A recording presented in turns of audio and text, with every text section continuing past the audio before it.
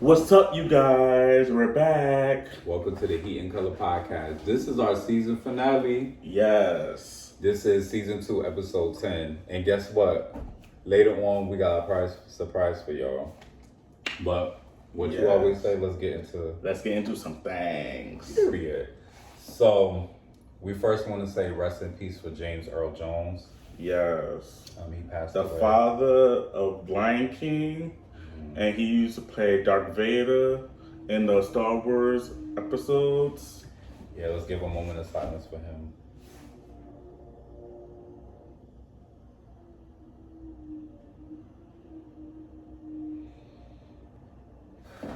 So Queen Naija has a new song. It's called Good Girls Finish Last.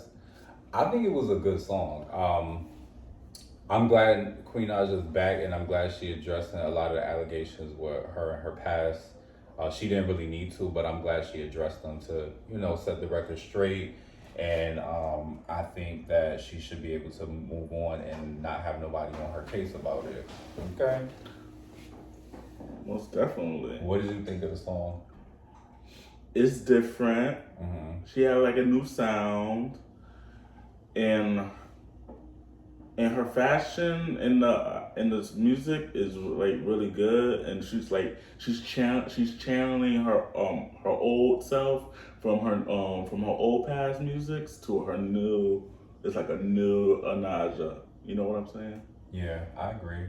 Speaking of new looks, Kim Petras came back. She's working with the Chainsmokers on a song called "Don't Lie." Baby girl got brown hair. She's slim. She giving a 90s techno pop sound. Yes. I think she's eating. I didn't recognize her at first, for a while. I was like, wait, where's Kim Petras gonna pop up? But indeed it was Kim Petras, and she looked good. She do look good. But what were you saying about Kim Petras? Like Kim Petras, she gives me like the old what's that girl's name? We also got our shirts, guys. Yes. So shout out to Design Pagoda. Of course, we have our shirts, but we also have coasters, and we also have mugs. Like she remembered that like this Disney kid, but she do music too. But I don't know her name, but Kim Petras, she's good. She's a good girl. That is not what you said. No, she's a good. You had told me. You said, what did you say? You said, I didn't really like the look or something like. Oh, I really no. I like she's a good girl, and I just don't like. I don't like the like. I'm used to her with the blonde. I'm used to Kim Petras blonde hair, but brown hair, it's just. I didn't see her with dark brown hair. I just saw her with a blonde. So. Speaking of, I surprised you with letting you know that B5 came back. Yes. After 10 plus years, the hiatus. It was giving me very much Marcus Houston, how he did he worked with what he had. It was a good camera, the quality was on point, it was dancing. It was a very early 2000s vibe, so it's giving me a little bit of immature. Yeah, I would agree. It definitely gives immature, but I'm glad they back after 10 plus years. They're all fine. It's called Give It Back, so it makes sense for them to come back because they're giving it. And they're all fine. They definitely. And speaking of throwbacks, Lola Brooke has a new song. Ooh. With Jeremiah. Jeremiah been working overtime. We already talked about how Jeremiah worked with Chris Brown. Yes. He been working with everybody. He gives me Ty Dolla $ign. He works with everybody, or even Chris Brown. He's always an R&B feature, and the sound is very cinematic of the early 2000s too. Or 98, 99, 2000, 2001. It get that.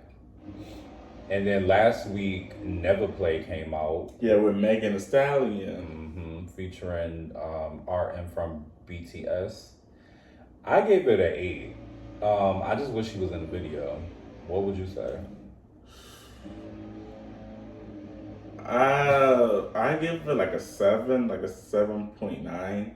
Yikes. So basically what I did, but why 7.9 instead of a whole 8? Because it gets me like the video gets me like, okay, you got BTS and Megan Thee Stallion, and you got Megan Thee Stallion. Like it's like the animation. Like now like I love when Megan do her little animation stuff, but it's a little too. It's like a little too much, a little bit. But it could have been like a realistic music video, like she did with Boa, like something like that. Okay, that makes sense. But like. I mean, at least with Never Play, at least she was like staying on topic. Like Boa, I didn't understand what the song was about. I really didn't understand the direction. It was just all. I love the video more than the song, and I've been like that a lot lately. I've been liking the video, but I haven't been grasping like the words, and that's probably because like I was an artist myself in a past life, right? And that is where we introduce our guests. So we have a phenomenal guest. He's a trans man. His name is Max Martinez. He goes by Goody. We did a couple collaborations in the past. He's like I said, a very local talent. He's amazing. He does a lot of covers on his YouTube channel. So we would like to introduce you now. Woo-hoo! Like I said, it's our first guest, y'all. So give it up. What's up, Booty? Hey, what's up? Thanks for joining us today. Of course. Okay, no hug. Okay. I mean, y'all gotta do what I say. I'm just like, okay. I'm a little nervous. I've never been on Don't be podcast nervous. before. We're really excited to have you. Like I said, we've known each other for like what, 10 years? Yeah. Probably around the same time I know him. So I know both of them actually for years. So we want you to introduce yourself. Anything we missed? I'm Goody. You know, that's my my artist name. My name is Max. I am a trans man. I'm a newly trans man. I came out about less than a year ago. It was something that I internally struggled with for a long time, but I finally got the courage due to one of my childhood friends is also trans man. So he gave me the courage to come out, and I think it's the best decision I ever made in my life. Yes. And so you said less than a year. Are you on T? Yes. Okay. I started taking testosterone. I made the appointment February, and I was already taking it in March. So it's been since March, yeah. Okay, and how do you feel like overall, or like what changes do you notice? In the beginning, it was different. You know, I started growing a lot of body hair everywhere, and my friend had told me that was gonna happen, and I was like, all right, this is different, but it's cool, whatever. When I started growing my mustache in, that's when I got really excited. I just felt more like myself, like the person that I've always been is like now I can see it. I can see the appearance in the mirror, like looking back at myself. And at first the mood swings were a little bit, but now like that it's been months now, I've been able to manage them a lot better.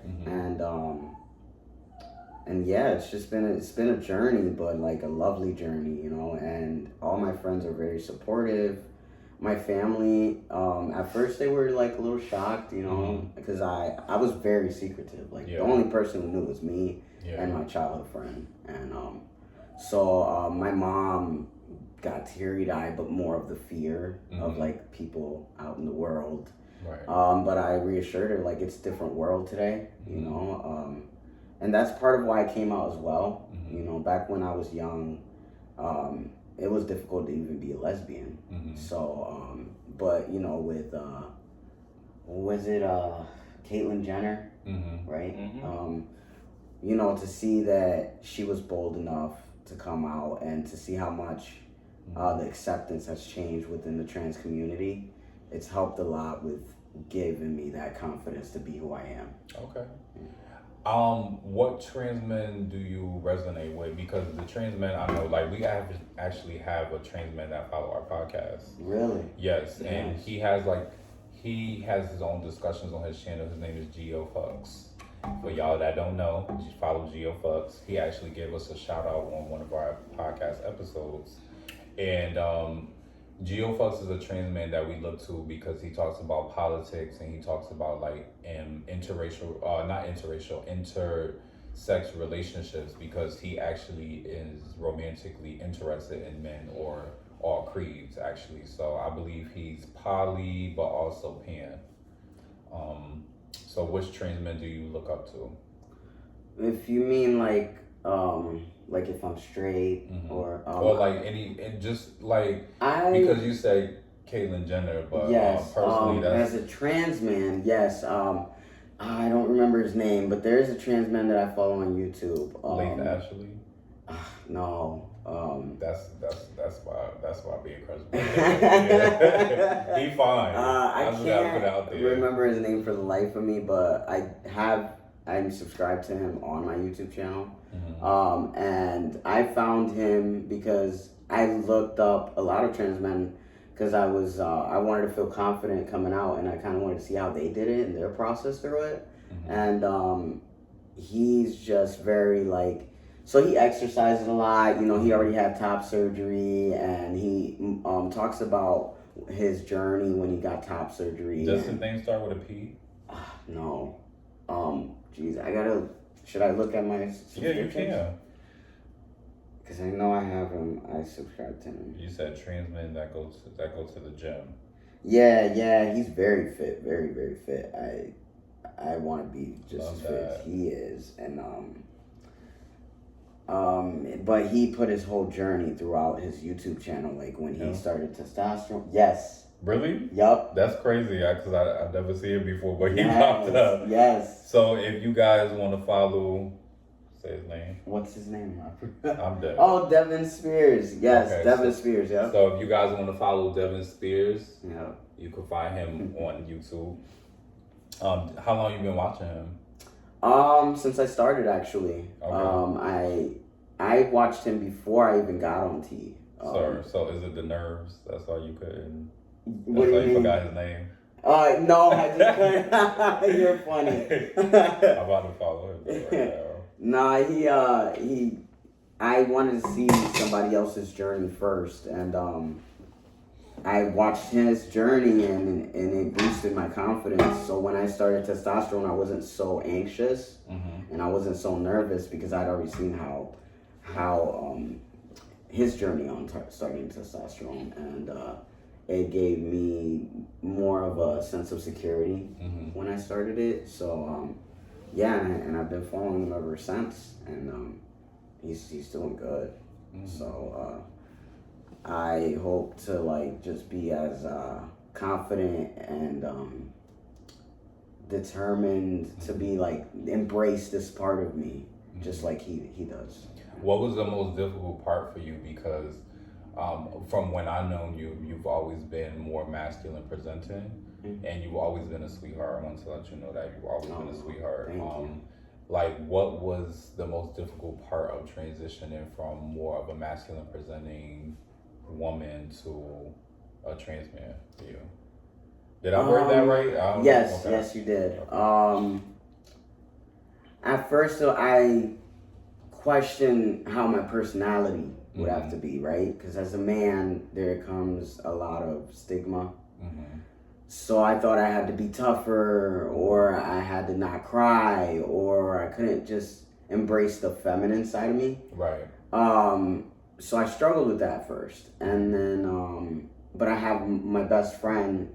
She encouraged me to just be who I am, and that and that this whole stigma with men that they don't cry, or they have to be tough all the time, or they have to be the breadwinner. Like, that's not reality. Right. And so I just said, you know what, my childhood friend, he's himself. He didn't change anything, besides his appearance, really, and just being himself. So I was like, you know what, I struggled like maybe the first 3 months, and then I kind of just say, I'm going to be me, and, the ladies are going to like me as me, or they're not. And it's just, I'm just going to embrace myself and not try to be someone else, because I wouldn't be being true to myself. Right. And your pronouns are he, him. Yes. But if somebody of the gay community call you she, because you know how as gay men, like, we call each other like she or girl, bitch, or whatever, does that offend you?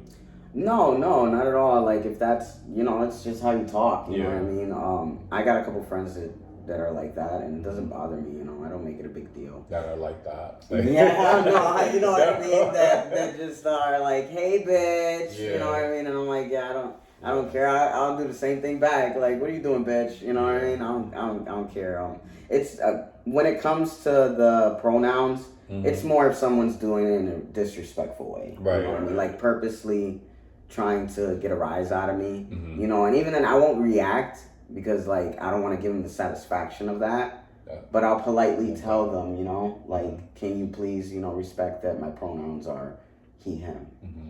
I love that. Another thing I want to say is because, like, for me, as even a gay man, when I first was coming out, like, I did not like being called she, her, girl, whatever.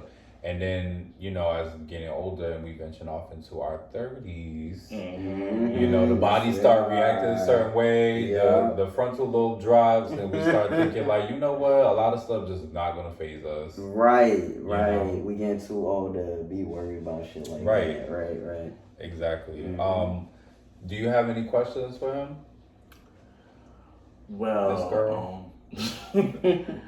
like your dating life being a trans man, how is thank you for asking that. I love that question because I'm actually starting getting into it now. I was nervous at first. I was concerned because for one, I haven't had any surgeries yet. For two, before I started transitioning, I was known to be a lesbian. And it made me think, how am I going to be sexual with a partner?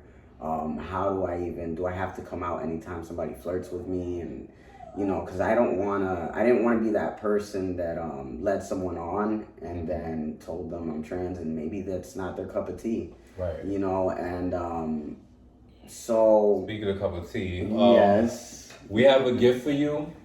You have our first guest. We have a cup for you, one of our mugs. Oh my god! And a keychain.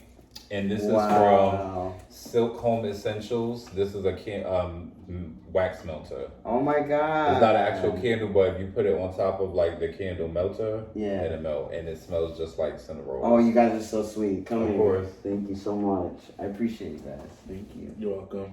And speaking of tea, you want some coffee, right? Yes, I do. I guess you offer some coffee. Yes. This is from Victor Allen's collaboration as well. Yes. Let me know. Oh, that look good too. Yeah, that's good.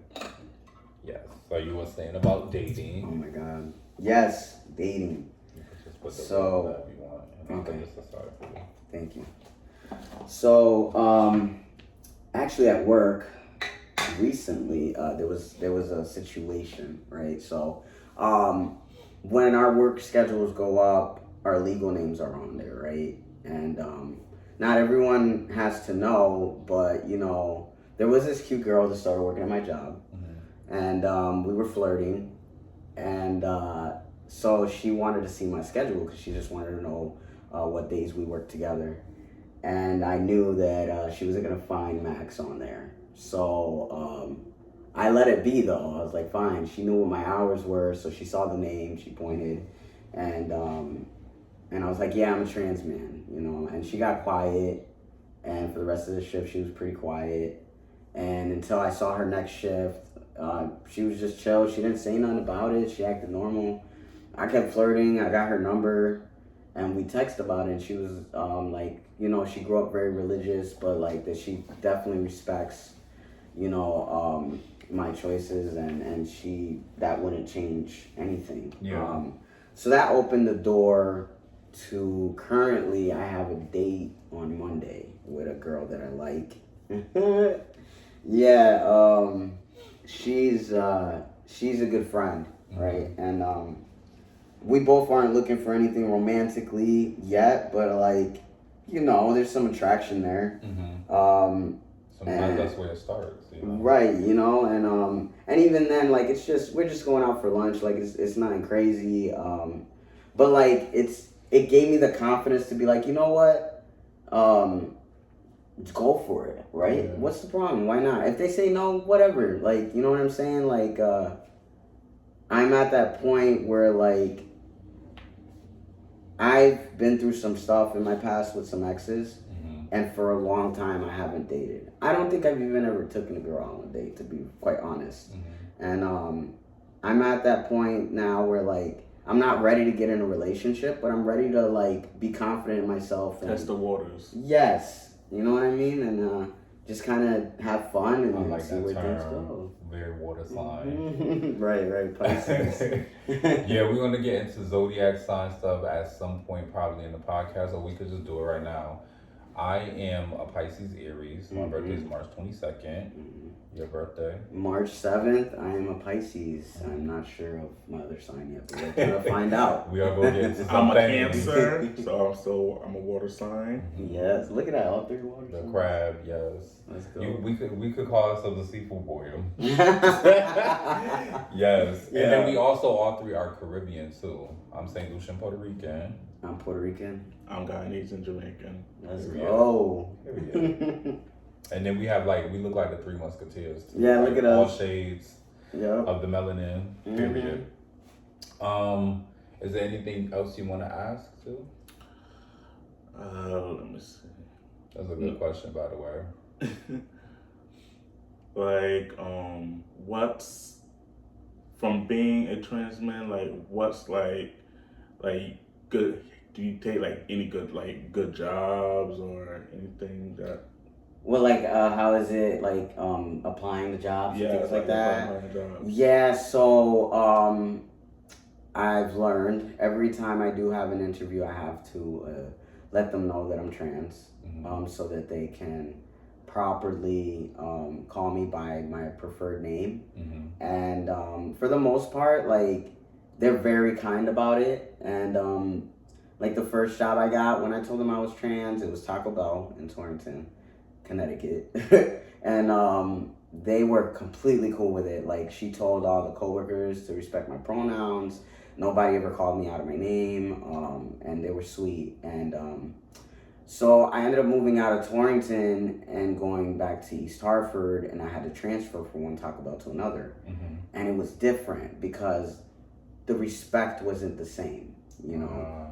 So my boss was respectful, you know what I mean? But there was a manager that I had an issue with from the get-go, you know. As soon as I did a shift with him, and he had to put in the system the hours that I did. And he saw my legal name. And he said, "Oh, so you're a transformer too?" And I stood quiet because I wasn't going to get into it. I just wanted to get my hours and get out of there. Right. And then he said, you know, well, I wish I had $1 million. Like, in other words, like, you wish you were a man, and I wish I had $1 million. Neither of us are going to be able to get that. And I just looked at his face. I said, "Is it going to be a problem that I'm trans?" And he stood quiet. He's like, "No, not at all, not at all." And I thought that was over with. And then about a month later, we had an altercation at the job. He was being very rude about how I was doing the job. So I was ready to walk out. And I guess he felt like, oh my God, I'm going to have to do this shit by myself or whatever. And as I was walking out, he had made a comment. And when I turned around and kind of acknowledged it, he called me my legal name in front of all the other coworkers. Microaggressions. And they come in all creeds. Like, and let me guess, this was a cis-het white man? Black man. Oh, really? Even worse. So very traditional. Like, he think. Well, I wouldn't say traditional. I would say closed-minded, old school. Yeah, old school way of thinking. Yeah, and that comes in all of our communities. Like, even us being, I won't say minority because we're not really a minority. We're actually, but not being cis white het, it's like we already display, like, deal with discrimination. So why go out of your way and you know what I'm saying? Like, we already marginalized as it is. Like, But I believe that come from like people using like religion and using like how they were taught, but it's like it's so hypocritical and contradicting because the only difference is there's been third gender people, there's been intersex people, there's been gay couples, there's been lesbian Right. couples, there's been intersex couples, interracial couples. It just things were more. We're in the age of Aquarius, so things are more exposed. Things Right. are not hidden. Things anymore. were so quiet, yeah, Yeah. secretive back then. Yeah, and the people that don't want to admit to it, they're just in denial about probably their own feelings. I hate to say it, but anybody I've been bullied with as even a gay man or being black, they always wanted to be like me a degree.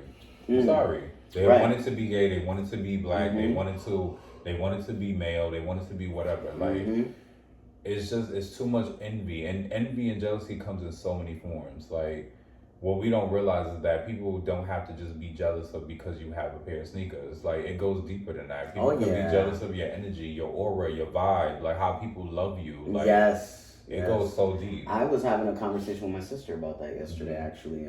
How is she anyway? She's great. She's so sweet. She was so quiet, but she cooks for my mom and dad. Like she takes such good care of them.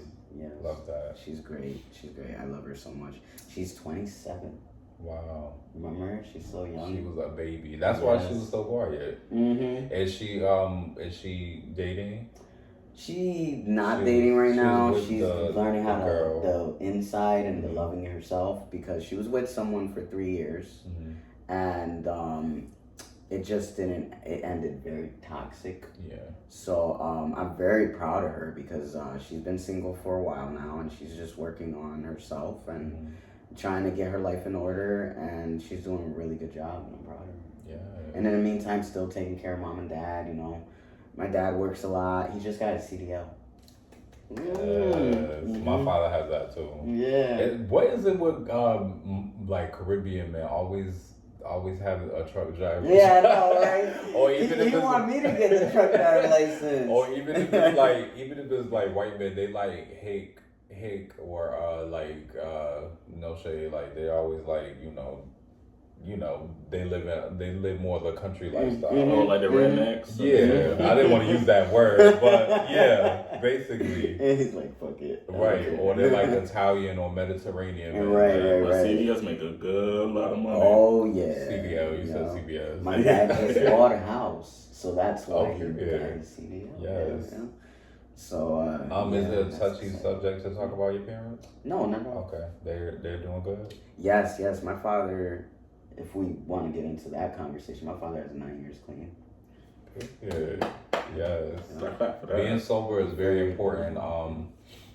I can't really say like I've had like times where I've binged on like food or like alcohol. I've never really been like a smoker. I have smoked. I'm not gonna act like I haven't. But for me, it was cigarettes, and there was a time where like I was having a cigarette like constantly. I'm there right now. And because there's a lot of type of addictions. Oh yeah. Addicted to your phone, addicted to sex, addicted to alcohol, addicted to weed, addicted to liquor. People think an addiction. Yes, people think love is an addiction too. People think that you can't be addicted to weed, but I do think that there are people that are addicted to weed. Oh yeah. when they don't have it, and the mood swings, and so your father's been sober for 9 years. How about you? How's your sober? I have 27 days today. Yes. And it's been a journey. I've actually been in and out of rehabs for like 11 years now. Wow. But there were good moments. You know, I've had a year quite a few times. I always stay connected. Got great friends in the program. I go to Narcotics Anonymous. I do go to meetings.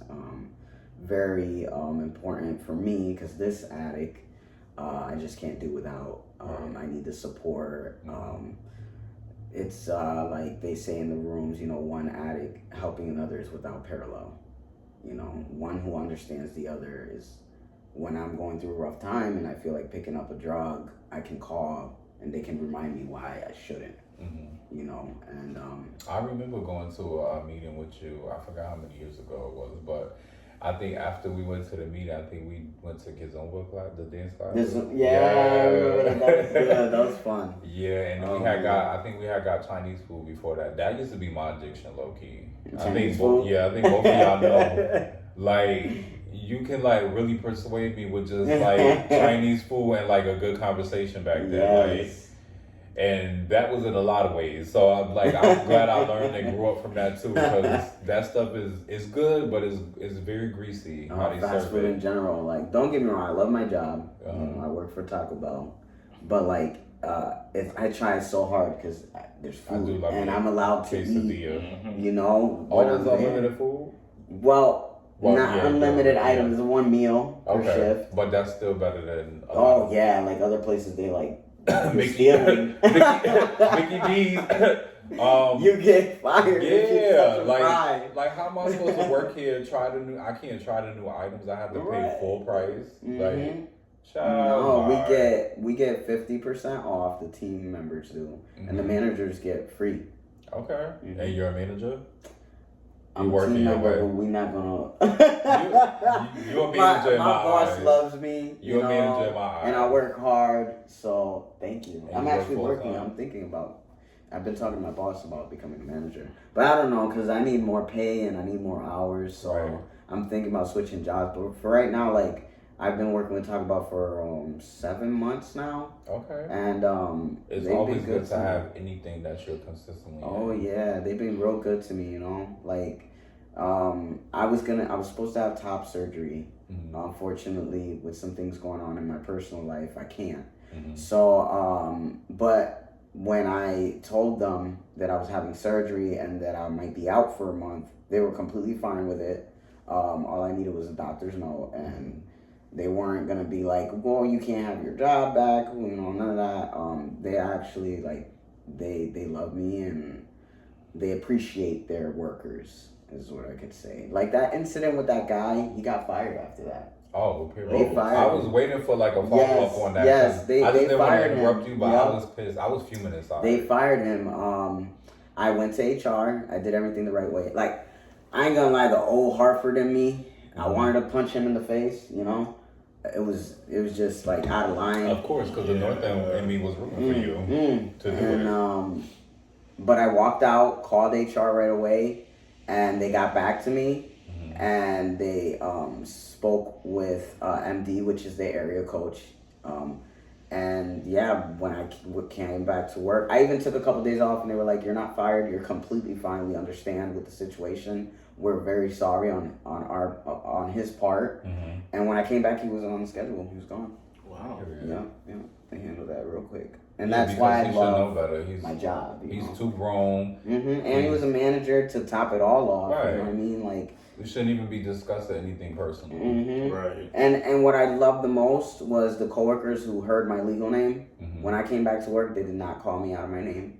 They did not call me out of my pronouns. They actually, I think they knew it was wrong. You know what I mean? Yeah. They respect me. Yeah, because even with a job, whether it be minimum wage or a job that pays a salary, no matter what job that you work, if you tell them you want to be known as a different name, you always have right to be called that name. They put it on your name tag. So if that's how you want to be addressed, it shouldn't matter what you presume for yourself. Like if you get it wrong the first time, okay, but it should still be selective how you ask or something. That's why I always ask people, like the first time I met somebody who wanted to be known as them, it kind of stuck with me. Like it wasn't difficult for me because I've always been open-minded, and I've always wanted people to perceive me as a rapper at the time. I wanted people to see me as PBHT. So when I was known for that, I wanted people to know me for that. It didn't matter what they wanted to presume me to be. It was what I wanted them to present me to be. Right.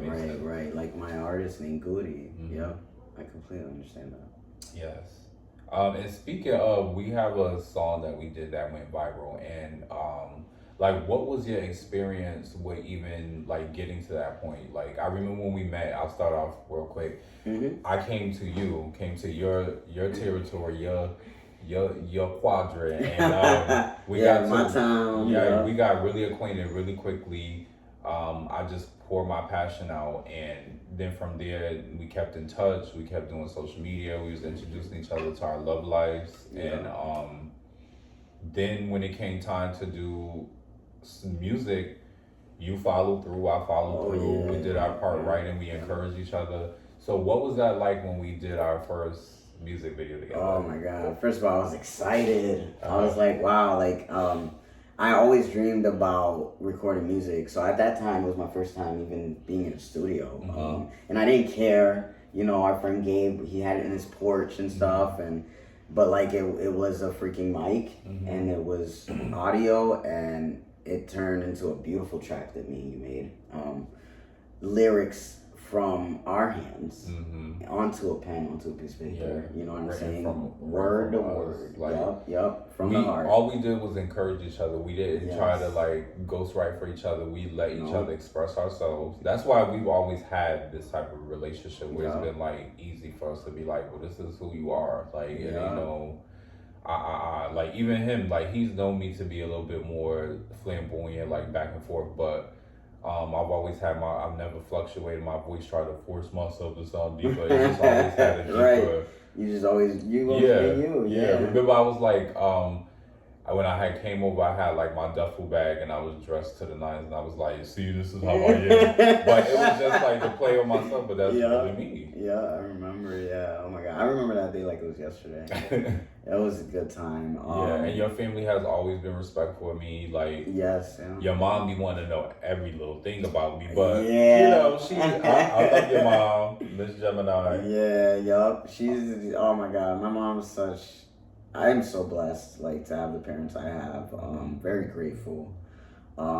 Even with everything, you know, when I started music, they were very supportive. They bought me a microphone. Like, I remember when I was struggling with the drugs, they have never left my side ever. My father brought me to my first meeting. It actually, when my father got clean, it inspired me to get help. And so if it wasn't for my father, I would have never known what Narcotics Anonymous was. Happy belated to him. He's a Leo, right? Yes, July 31st. I remember. Yep. And his clean day is actually a week prior to his birthday.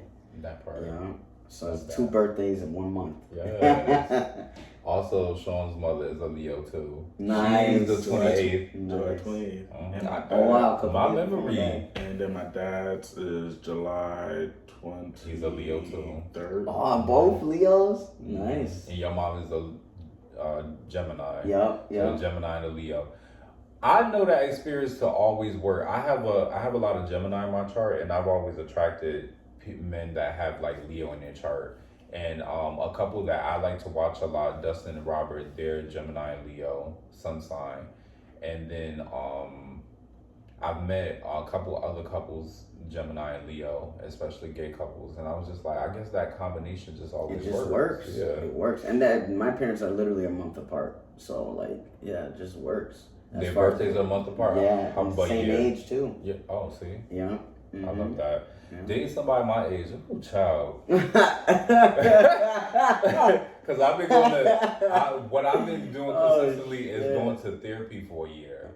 Nice. Yeah. I just started not so long ago. And it's really good. You have to be honest with yourself when you go to therapy, because you could get a therapist that works with you, or you could get a therapist that is just like going to just sit there and wait for you to work it out for yourself. Right. I've had 2 therapists, well, 3, I guess you could say, because the one I started with, I was like, I don't know.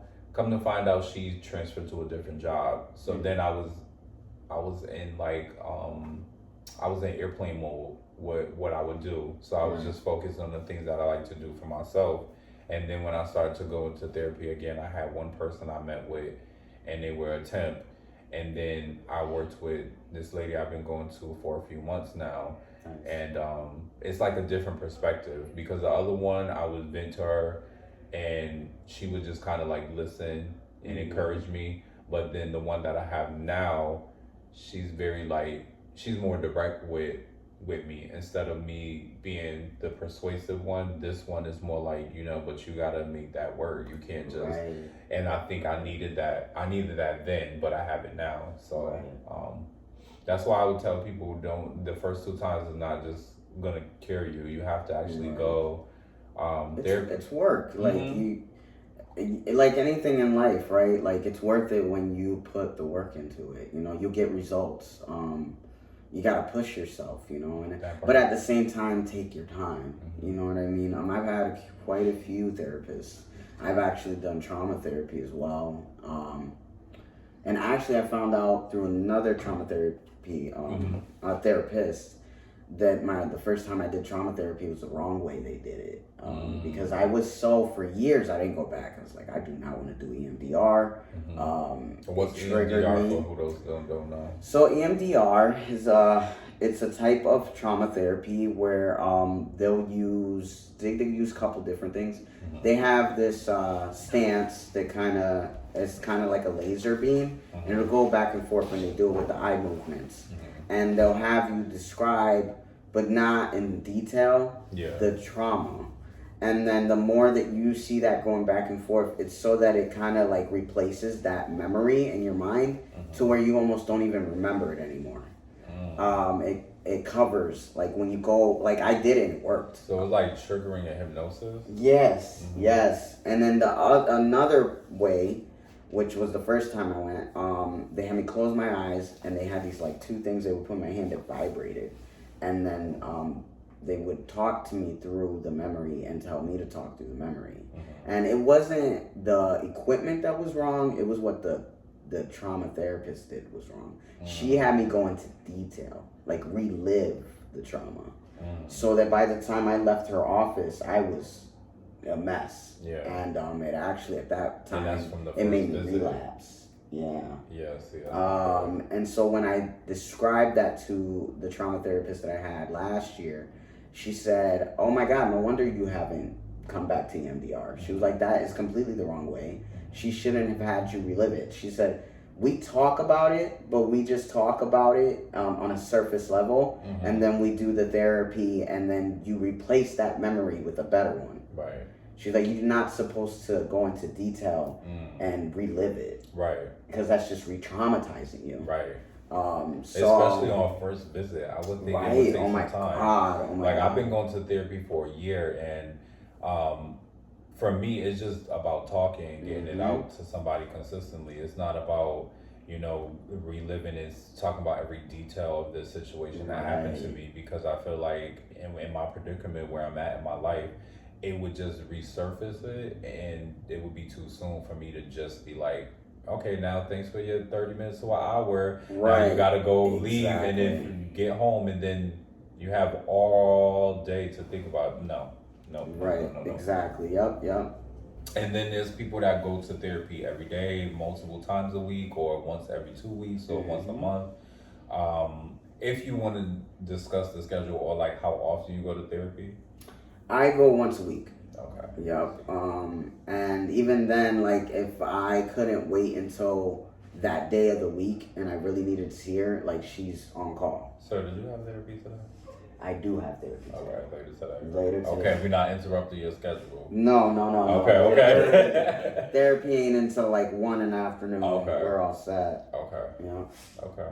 And maybe we'll do a part 2 with the Zodiac part of this too as well. If you're here like later today or whatever. Are you doing your therapy over the phone? I do it in person. Okay. But it's just a 1 hour session. Okay. And I'll come back. Okay. Or a different day. Or a different day. Yeah. Okay. I want to get into some rapid questions with you since we have you here. This is going into a lighter side. So, Brishon, you see where it says Q&A? I think it's on the second page. Let's start asking those questions to each other. Okay, first question: apple cider or hot cocoa? Apple cider. I think for me, apple cider or Hot hot cocoa? Hot cocoa or hot white chocolate. A lot of marshmallows. That sounds good. Ooh, That's the only time I can have marshmallows is when it's a hot cocoa. I'd pick that then. If it was that next to the apple cider. But if it's scents, if it's like candles, both at the same time in the room. Totally agree. Yeah, DP it. Interesting. A haunted house or a pumpkin patch? Haunted house. Yeah, Okay. when I'm with my friends, haunted house, pumpkin patch is relationship. Facts or family. Yeah. You're right. How about you, Sean? I will say pumpkin patch. Me and Like I could do a little scary, but not too much He scary. don't like nothing scary. No. Yeah. He don't even watch scary movies. No. I do watch scary movies. I just He'll don't fall like. asleep on purpose. Like I just don't like anything with clowns. I'm really terrified of clowns. Clowns are just overrated. Like, how you gonna make that scary? I don't like that they make clowns as scary. That serial killer though. Yeah, I was just That about. was scary. What's his name? Not Bates. Let me look it up real quick. He is a clown that actually Gacy. Mm-hmm. Yup. Yeah. And what's crazy is that he's a March Aries, I think. He's on the cusp. So he's a little bit of an Aries and a Pisces, but they said that he suffered from a lot of trauma that he didn't. Well, he probably didn't go to therapy because people didn't believe in therapy. Yeah, I love it. People didn't probably believe in therapy. No, not back then. You were crazy. Yeah. You were like the loony bin if you ever said that you were, right, getting help. You could. It was almost like witch hunts. Like if you say, "Oh, I saw something. I had deja vu, and I saw my grandmother." They will bring you to a psych ward automatically. Yep. And like give you placebos and have you in white jackets. Like it gave very much that. That's even the medication had mercury in it. Like it was just they were doing stuff so that bad. Like they'd be higher pulling doses. They weren't even there. Electric shock therapy. like come on, like be so for real. Oh my god, they still do that? No, like very very rare, but there are some places that still do that in the tri-state area in the United States.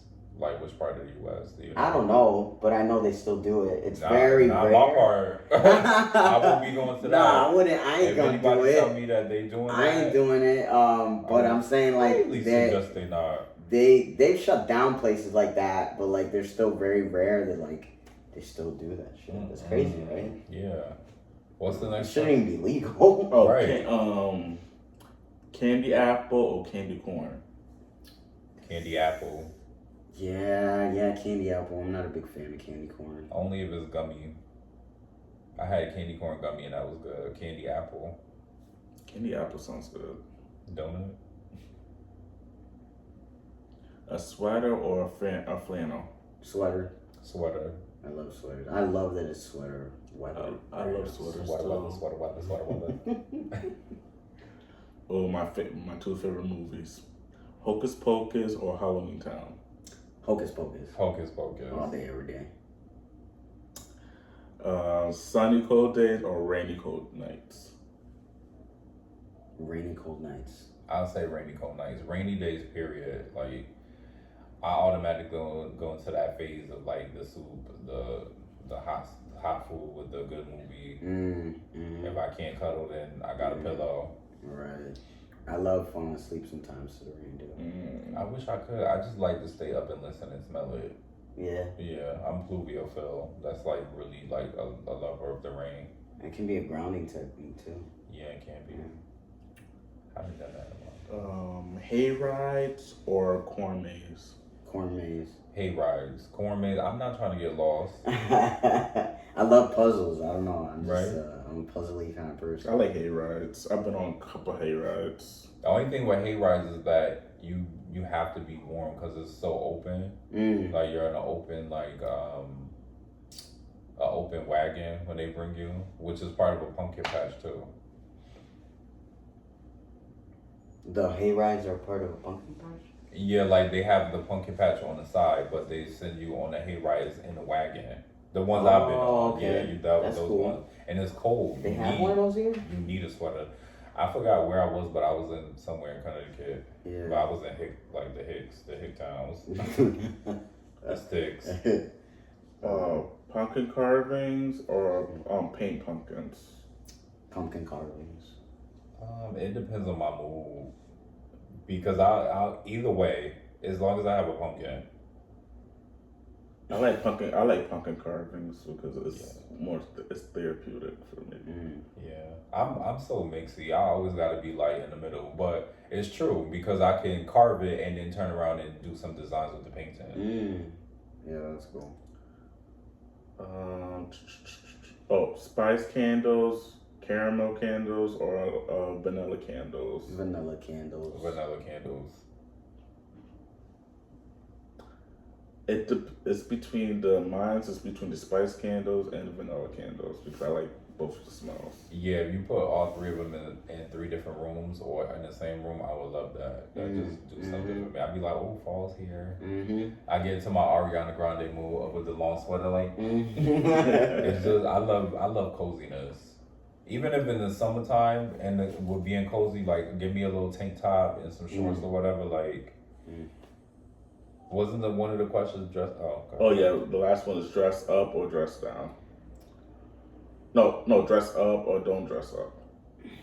What does it mean? It depends. I think when I put it on, I just put it on. Even if I'm wearing like cozy clothes, I love like color schemes to match. So it depends on my mood, but both. Dress up like what? Like fancy? Like a sweater with some slacks with Chelsea boots, or versus like a sweater with some like a sweat tracksuit, like a sweatpants with the. Yeah, I think I would the suit kind of thing. Like I love my sweatpants and my sweater and my shoes, just like that. Okay. And that was the last question. Yeah. Period. That was question. Wait, did you answer that? I answered. Mine will be dressed up as well. Dressed up, okay. Yeah, he do like to put it on too. He love a good fedora hat. I do. Let's I go. love a nice fedora. So as far as new music that's been out, before we get into, or actually, yeah, like, do you have any new music coming out or any new covers? I did my own version of Started From the Bottom. I did hear that. It was a good remix. Thank you. It really was. Thank you. And because my friend heard our video, she saw it and she was like, "Oh, I didn't know you rapped." I was like, "That was 8 years ago." Right. I was like, "You hear me now? That There's was a difference." time. That was right. time. You know, I was young, and so I actually did it for her. I just wanted her to hear it, and it's been getting some views lately, and a lot of people are giving me good feedback over it. So, you know, I'm a little rusty. I just got to practice a lot more because I used to be able to freestyle. So as far as music, I need to get me a good studio. I'm working right now on buying some new equipment for myself as far as microphone, so that I can start recording. That's how I found you too, because some of our subscribers, they nosy. They always gotta pull up that I did music. They always do. And some music that I had done from the past kind of like resurfaced, and like it's still being posted, which I appreciate. But I haven't like recorded it or did any freestyles or anything. So it was nice of them, but that's how they had reached out and found you. And I was like looking, I was like, wait, why am I getting notified? I'm like, oh. Because we lost contact anyway, because like different like my social media got hacked or whatever, and I lost in touch with a lot of people. And then so now we on Patreon, guys. We on Patreon. We have our TikTok, Instagram, Twitter, and I think that's it. Yeah, that's it. and YouTube. And we have also for our Thick Kitchen, we have an Instagram and YouTube channel. We haven't posted on our YouTube channel for that, but our Instagram has a lot of pictures of food that I have cooked. And look good too. Y'all need to check it out. Thank you. And later on, we could have you try some food too. Because the thing is, I like infusing different cultures. Like I love Asian culture, the food and stuff too, whether it be Indian or Japanese, Chinese. So I infuse that into my food. But he's also Guyanese, so Guyanese has Indian food. But then me being St. Lucia, everything is like very like fresh produce and stuff. And then being Puerto Rican is like, I grew up Puerto Rican, so it's like as far as the food goes, to me that's like second nature to me. Rice and beans. I was con gandules. Yes. And the good shit. Patelon and well, I'm probably saying it wrong. Bacalao? No. You don't like bacalao? No, I'm allergic to fish. Oh. I could eat shellfish. But no, I was the Puerto Rican lasagna and sancocho. Mm. Yeah, I love me some sancocho. It's around that time. Mm-hmm. And I also made coquito, so Oh yeah. it's always Oreo coquito for me. Always. You put Oreos in it? Yes. What? No alcohol? No, of course, but alcohol like coquito Oreo. Oreos in it. Yeah, that's the only one I make. The only one. I bet it is. I don't like the plain If one. you make some for me without alcohol in it, I would drink it. I want to try it. That's gonna be difficult because the biggest part of coquito is like the alcohol. Yeah. I know. Like yes, my cousin did that though. One of the Thanksgivings, like she made some with alcohol in it and one without, so that I could have some. Mm-hmm. Yeah, I know. It's the whole thing about it. Is because I mean, the crema and like the evaporated milk and the condensed milk and the sweetened milk and the coconut. It's so good though. Yeah, but I get it. It's just the one I made already has liquor in it because it's like the Puerto Rican crema liquor. Yeah. So okay. Already So mad cream. Yeah. Because usually when I make it, like I do it from scratch and I get a coconut alcohol or I get what's the other one I use? I use sometimes Bacardi. I don't like to use dark rum because dark liquor is too strong for me. And I don't really drink that much anyway. I'm a lightweight. But when coquito come around, yeah, drink it dome. Me can't para. Oh man, my sister, she's good. She learned all my mom's recipes, so she's. Wait, I know you can't have fish bacalao, but she makes mean bacalao. Oh, I love the smell of it. I'll just have to get an EpiPen because that's not gonna stop me forever. Shit. And they say taste buds change every 10 years, so by the time I'm 40, 45, I'll be eating fish probably again like it's nothing. Right. So, even though that's not for a while. Me with shellfish too. Yeah, see that sucks because when I do my seafood boil, he gotta eat like flounder or salmon or something. But yeah. How about you? Are you allergic to any foods? I found out I've never been allergic to anything until the tobacco hot sauce. That's the only thing I'm allergic to. But Is it the peppers in it? I don't know. There's got to be one ingredient. Is it Texas Pete? Which hot sauce is it? It's tobacco or tobacco. I don't know what it's called. Tabasco? Let me see. I know that it's small and it has a little green cap. Oh yeah. Sriracha? Huh? Hot sauces. Green cap. There's a tiny little one. Cause I like the hot sauce. Nah, it's like a tiny little glass one. It looks like that. Like it looks similar to like that, but like a little glass. Oh, the Tabasco hot sauce. Tabasco. The little small one, the little small tobacco hot sauce, like in Tabasco. Yeah, literally Tabasco. Yep. But people think Tabasco is literally like the name of the kind of hot sauce, the brand. So it's. Oh, okay. Yeah, I think. But yeah, we had one of those in our fridge, and then we have the Goya, and then we have the Red Hot, and because Chipotle do the green one. Oh, Chipotle does the green one, right? And I did that.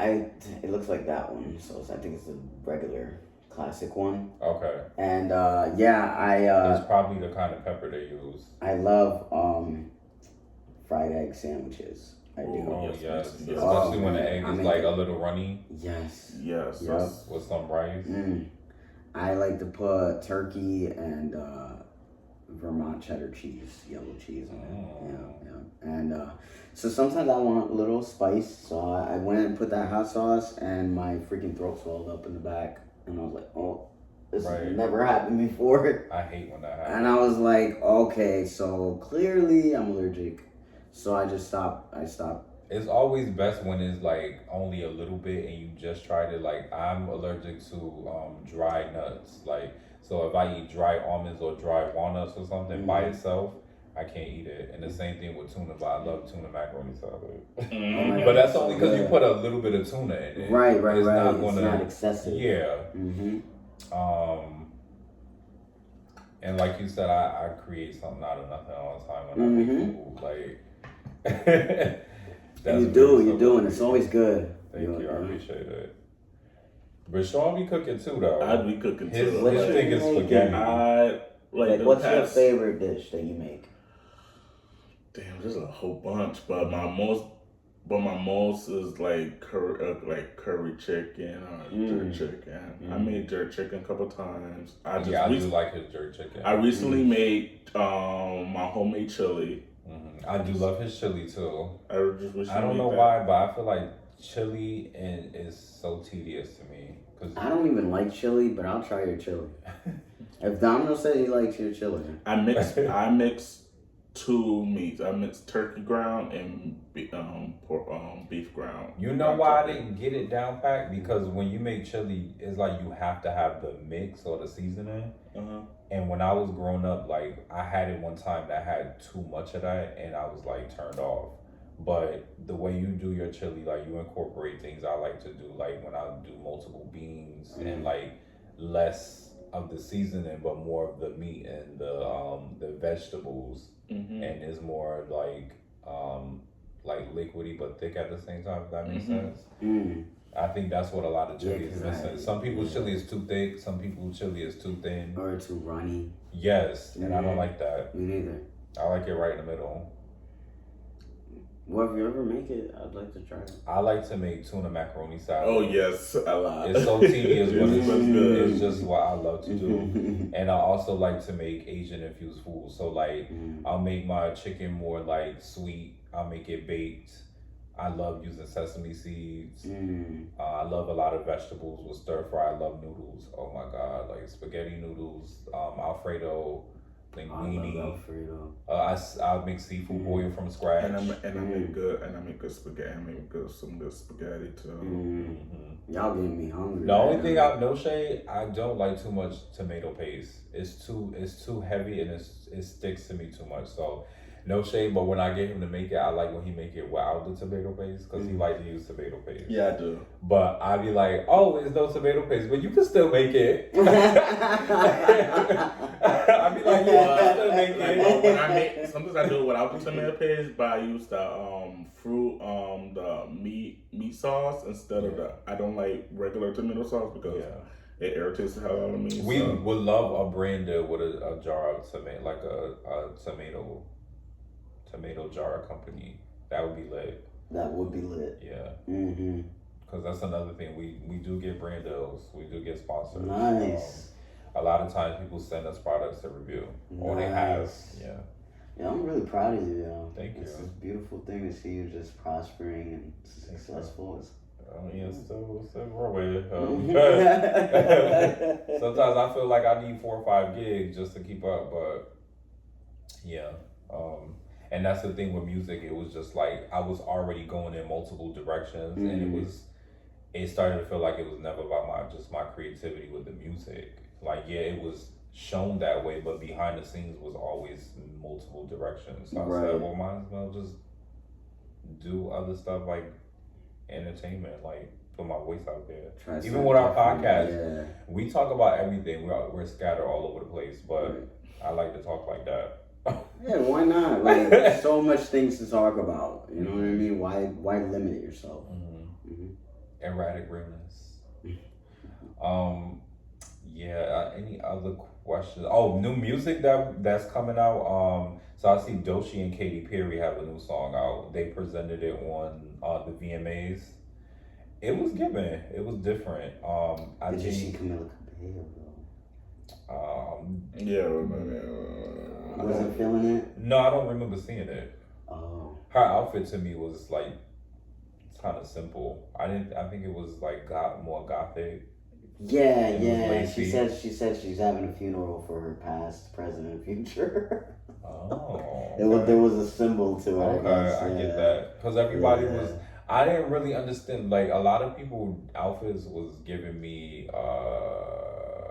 like Met Gala almost. Because even T.S. Madison, her outfit gave me like Puerto Rican. It gave me like beady beady ba ba. Hey, like I know that's not the same thing, but that's what she says. Oh my God. No, it gives me like Met Gala, like the garden thing that they were supposed to be doing. Oh, this past Met Gala. Yeah. But it was like the flowers, the big, the big curls with like the flowers and butterflies. That was very symbolic of when I grew up with like the Black and Puerto Rican girls when they did their hair, the bobos, and that's what it reminded me of. I gotta take a trip to Puerto Rico. Yeah, me too. Me too. My Puerto Rican side is from Carolinas, or Carolinas, how we pronounce it. What part of your family is from? Do you know?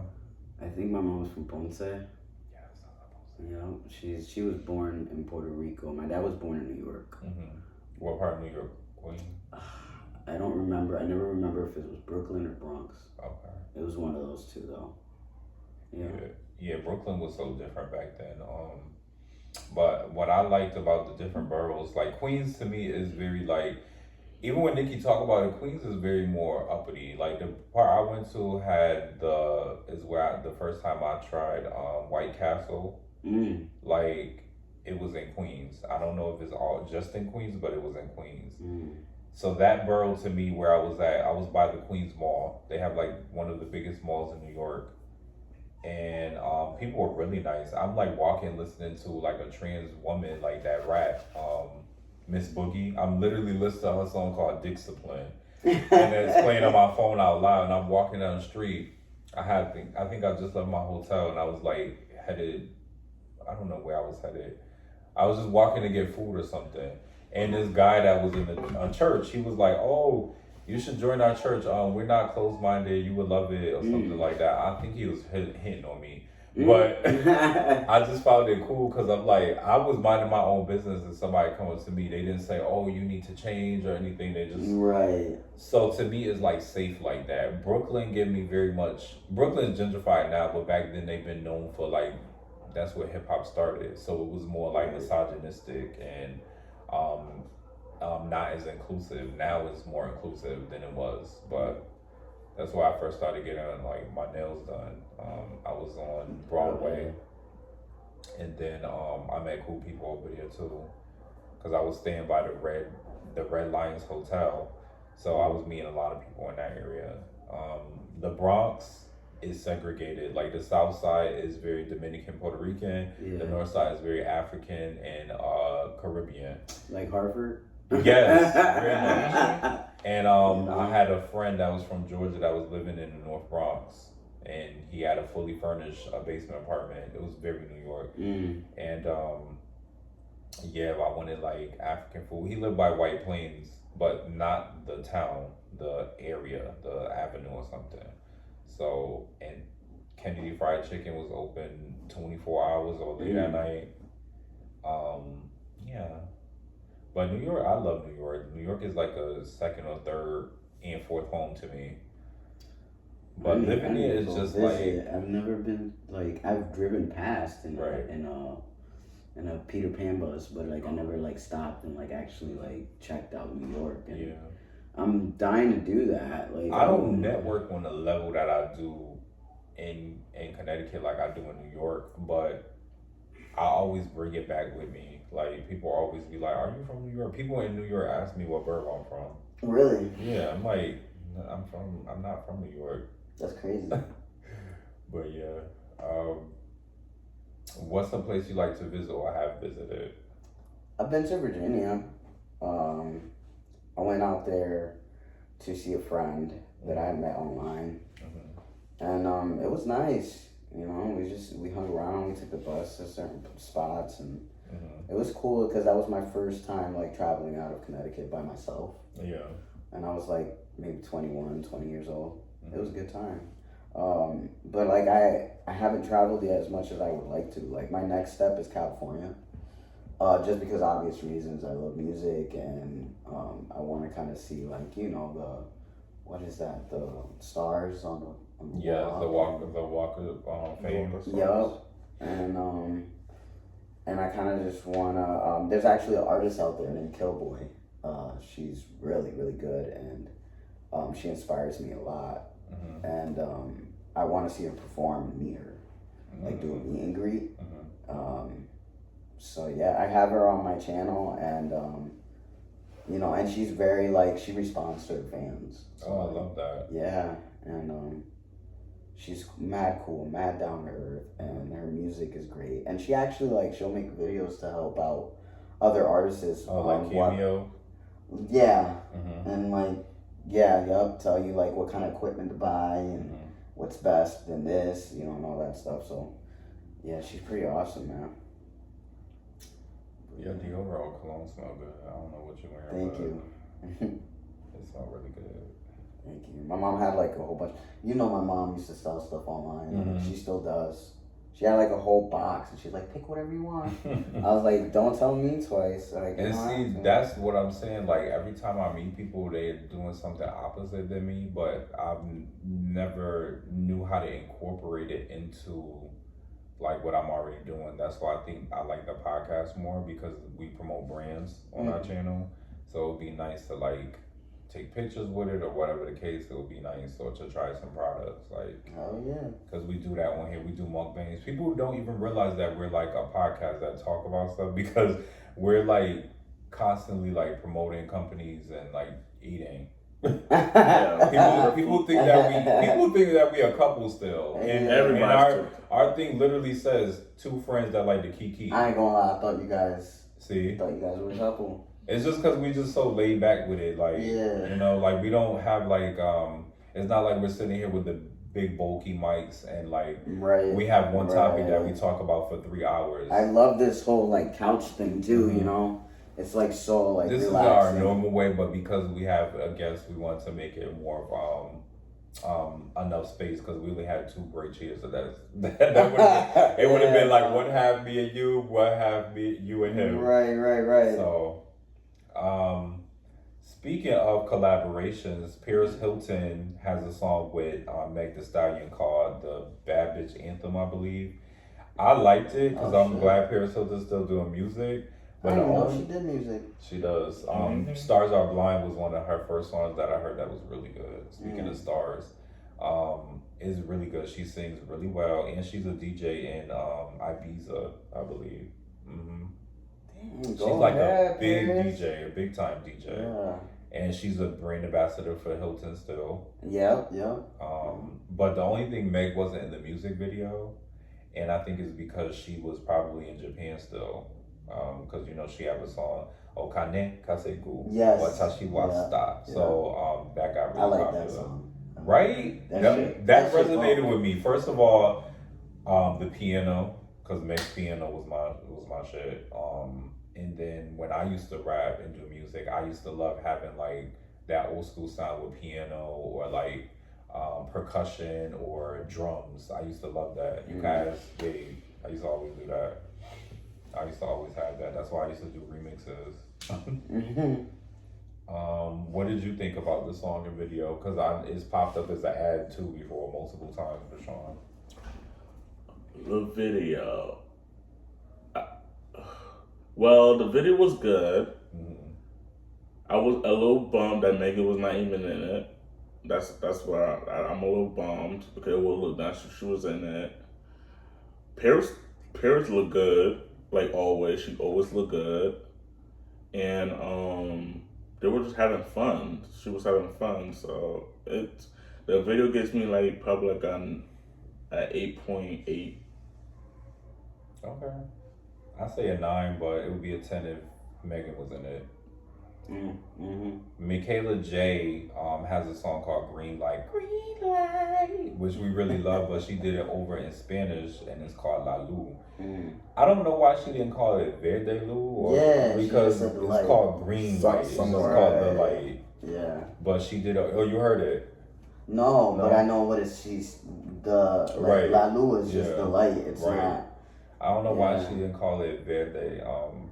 But she's talented. She's very talented. I'm glad she did it over in Spanish, because from what I know, she is Afro-Latina. So I'm like, she should have been making Spanish music. Like, I think a lot of times we forget, being mixed or being like multi-Caribbean, we forget to incorporate everything. And when we try to, a lot of time people will say, oh, you're not really that or whatever.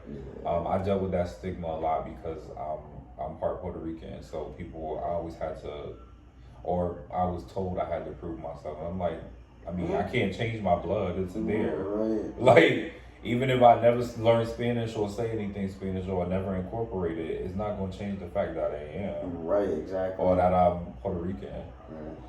The same thing would be in St. Lucian. Like, St. Lucian is more like, it sounds kind of like either Trini or something. It doesn't quite sound like Jamaican, but I grew up with Jamaicans too, and I'm not going to exclude that. Mm-hmm. Just know that I'm not Jamaican. Right. Yeah. Can I ask you guys about an artist? No. Like, It's I want to know what you guys thought about Tate McRae. Tate McRae. The music video where she was nude. Yes. Just came out. I'm gonna give her a 10 because I don't think it was needed, but the music video concept reminded me of Jules. Intuition. Remember that song? Yeah, I've always listened to different kinds of music. Oh. You got a phone call? No, it's just a reminder in therapy. It's in 2 hours. Oh, okay. So we gotta let you get going soon. Maybe, yeah. Okay. Callie Uchis versus JT was on Hot Ones. I thought that was cool because JT has been on her own like type of wave. So I love her being on the Hot Ones. It was sponsored by, don't quote me, I don't remember who it was sponsored by, but it wasn't on the Hot Ones page right away. Like they didn't have the regular host on there. It was Callie versus JT. So I thought that was cool. And then LL Cool J dropped his album out with his music videos, including having Sweetie on there. I thought that was cute. You said Emily Chopper is the new Ice Spice. Why did you say that? Because he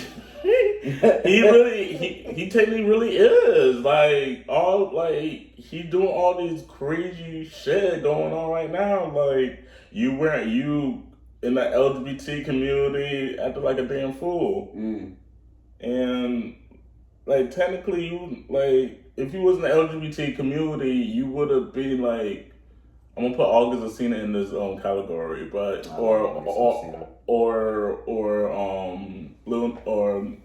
Lil Nas X, like you just a damn fool. Like everybody is. I think the thing is like our generation was like millennials and stuff. We were considered like you had to say you were gay or straight, but we prefer you to be straight.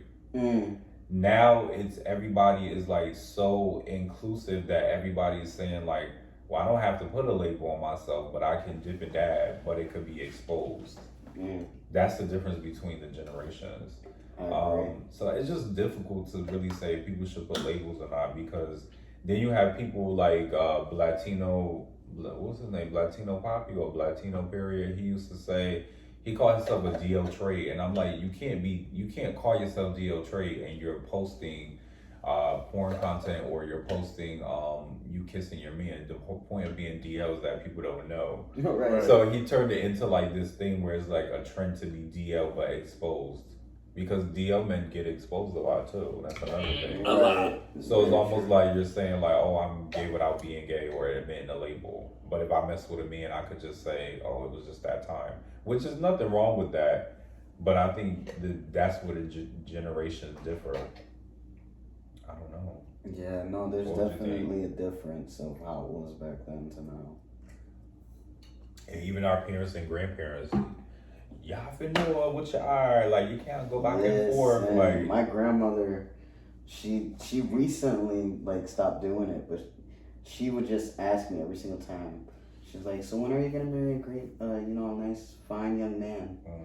I'm like, we've been over this. I would get that too. I'd be like my partner when I was in a relationship, and people would still come up to me like, and I'm like in the relationship, like year deep or probably just made love and going to work, and somebody be like, "Oh, do you have a girlfriend?" And I'll just be like, "You can't tell," like right.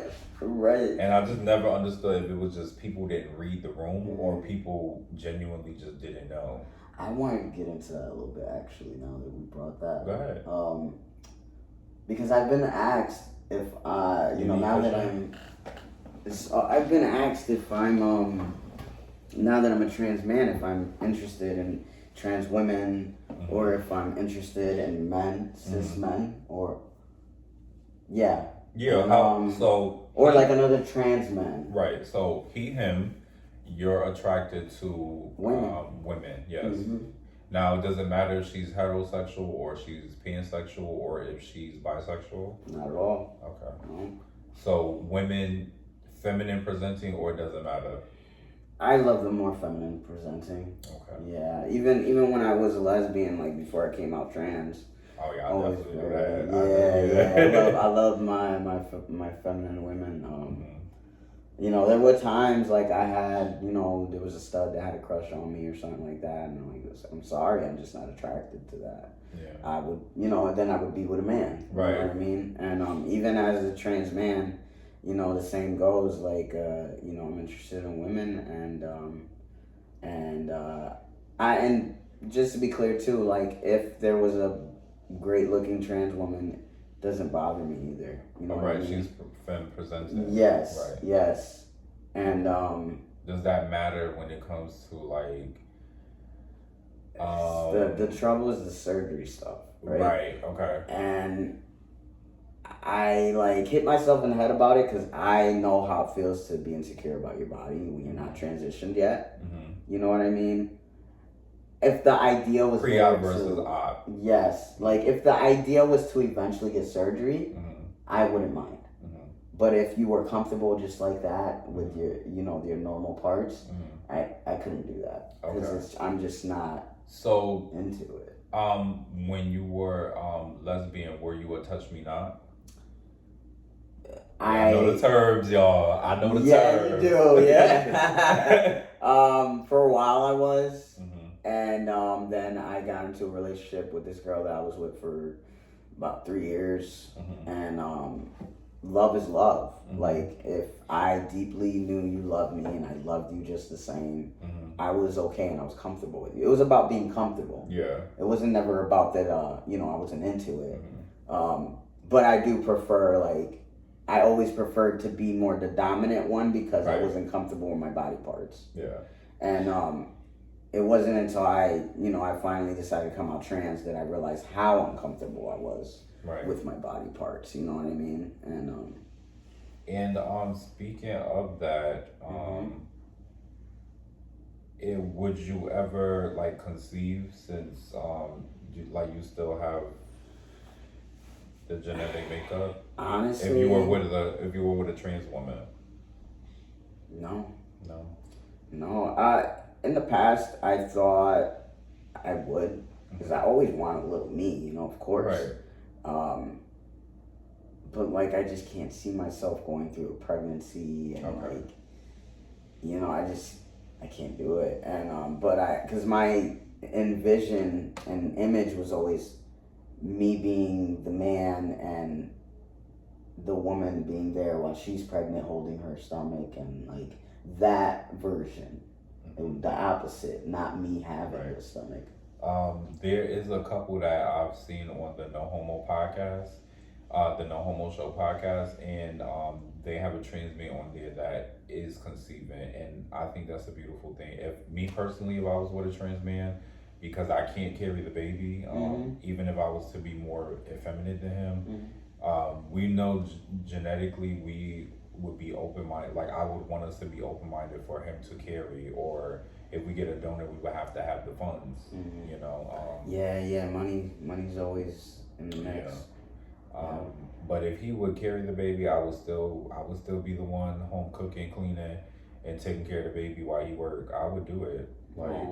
Yeah, people don't know that about me because they be like, oh, wouldn't you want to be with somebody who's just as like manly or presenting as you? And I'm like, not necessarily. Right. I do like men that have feminine qualities, but I also could be open-minded to a guy that's just as masculine. But I like masculine men. So you would date a trans man? I would. I've never had the opportunity, but I've always looked at it and been like, well, it makes sense because I like a man that looks like a little bit more pretty. Like I could look at them and see like both, you know, like if you have a beard, but then like your eyelashes are really long, your eyes are just captivating. You know, your skin is a little bit still kind of soft, but like you just enough aggressive to let me know you have your own presence about yourself. You know, that's what I like. I got some beautiful because I've been trans with women friends. Yeah. But for me, I can't be with a trans woman because like Totally agree with that. because it's like yes, I'm probably giving too much away, but I love looking at trans women like you so beautiful, but I can't go in the bedroom like, and I've had trans women want me down, like try to kiss me and everything, really? and I'm just like But you like men though. yeah. So that's why it makes sense. Yeah. Yeah, you know. And plus, when I've been with men, they've had just enough touch, and I think I've embraced my side. So being single for a number of years, I started being what I'm attracted to. You know, so that don't mean I'm comfortable. That don't mean I fully want to be single forever, but we'll see. No, right. We'll see how it goes. For real. We'll see how it goes. For me, I have been. Oh, actually, For me, I have been with a trans man once or twice, but it wasn't like cordial. Like it was not like I dated one, but I never like had like in a relationship with one physically. But I might consider, but not right now. I would say Yeah. But trans women, like if I wanna get a girl, let me go get a girl. Like Right. Like, Yeah. But she's a special kind of girl. Right. Like I could be friends with a trans girl. Like we could like kiki, go shopping, get our nails done, whatever. But I don't even really want to do that. Ever like do no? like we're not about to be at this nail salon for hours while you get your nail. I'll see the after results and be like, yes, baby, but I don't want to be in the process of you being there for hours. Like, not every week anyway. Oh no, not every week. Like. Does that sound crazy? Like, listen, I dropped my girl at the nail salon. I wasn't even. I can't. But I'll get a pedicure. I want to sit in the massage chair. No, yeah, that's those and I like to get my nails done, and I also love looking at nail art. But I'm too scared because my hands are big, so I don't really want to accentuate my hands by getting long nails. Like, oh my god. Yeah, in the process, I've done it before, and they were like probably so right here. And it was annoying because when I wanted my hands to be free or clean and cook, I had to remember like stuff could get in there. I don't like that. So, and I didn't like my design. I would have wanted like a Cardi B if I was going to do that. Like it got to be exaggerated. I love me some Cardi B. But if I was personally to transition, I think I would feel like I'll be a girl that probably do makeup and have pretty hair, but I would probably still be in sweats. Like. Like even if I dated a stud, like I would probably have big boobs, hips and stuff, but I'm gonna be in sweats. But then I'm be like, still, I would be an aggressive femme. I'd like a girl that can do both. You know what I'm saying? That she can dress real pretty and nice, but at the same time, like she can look real cute in some sweatpants and t-shirt. But my stud have to have a bad face. Like, ooh, what? Even the people I've been associated with or friends with, they've been like studs that were still like cool. Like even when before you transitioned, like what drew me to you is that you were still a kind person. It wasn't just about like, oh, you have to have this label or you have to have this, you have to have that. It wasn't. It was always just like you were a genuine person. Thank you. You know, and that's what matters to me more than anything. And it was reciprocated. Like I felt the same way about you. And I was able to be myself comfortably. It wasn't no like, oh, it have to just be one way. Like right. And that's how we still end up getting things done. Yeah. I mean, right now, like this whole time, I just feel comfortable. Like I almost forget that the camera's there. You know what I mean? Nice, and that's how it should be.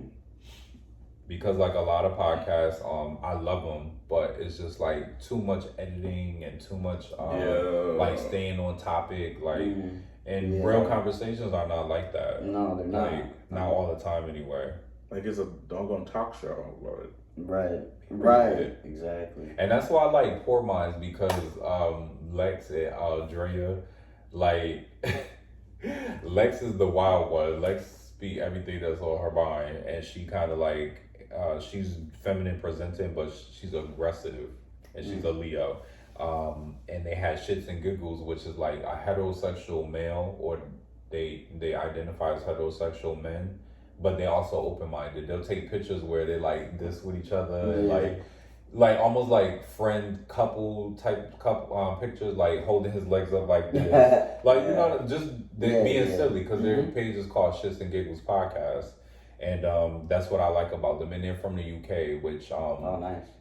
Men from UK can kind of be open minded too, unless they feel like they have to be in doing drill, like drill rap, like. But drill rap from the UK is fire though. It's hard. And I love the accent. Like, oof.